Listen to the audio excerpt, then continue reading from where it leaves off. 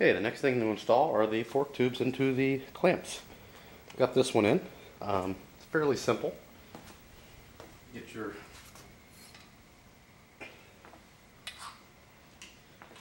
fork tube, and this will add some weight to the front of the bike, so it will tip.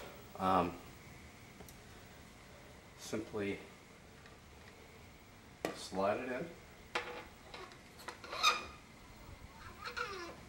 And you'll notice when it starts to get to the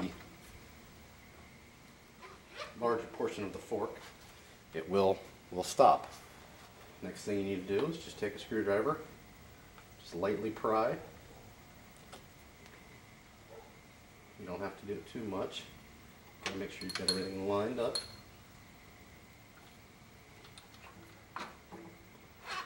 There you go. Spread it out a little bit with the screwdriver. Slides right in.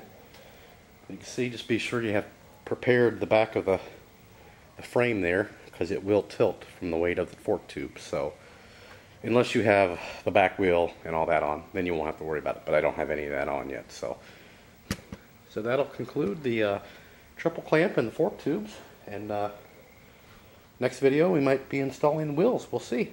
So stay tuned, and please feel free to post questions, comments, suggestions, and please subscribe. Thanks for watching. Okay, I almost concluded the video, but I would have left out a few key points.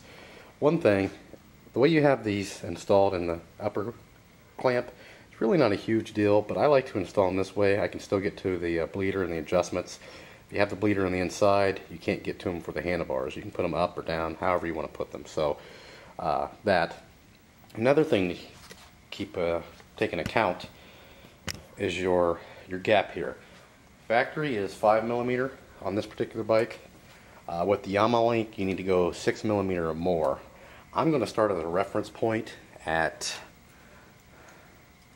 probably around, let's see here, for the gap, I'm probably going to go down to the 8mm mark, somewhere around there. We'll see, but that is another thing to keep note. And then once you do that, you've got your point set, and then you tighten down your lower triple clamp first, and then make sure nothing's binding, and then tighten down your upper triple clamp, and then lastly tighten down your nut for the upper triple clamp. And actually you should probably, well, no, you can do it that way. You should probably tighten this down first, and then tighten these down, because you don't want these binding up, not allowing you to compress down on that. So I think the manual says these first. I'm not sure, but I would go ahead and tighten this one down, make sure you got it good and straight, then tighten these down. So, but again, you don't want any binding. So now that concludes the video, so on the forks. So again, as always, please feel free to post questions, comments, suggestions, anything like that. And thanks for watching, and have a good one.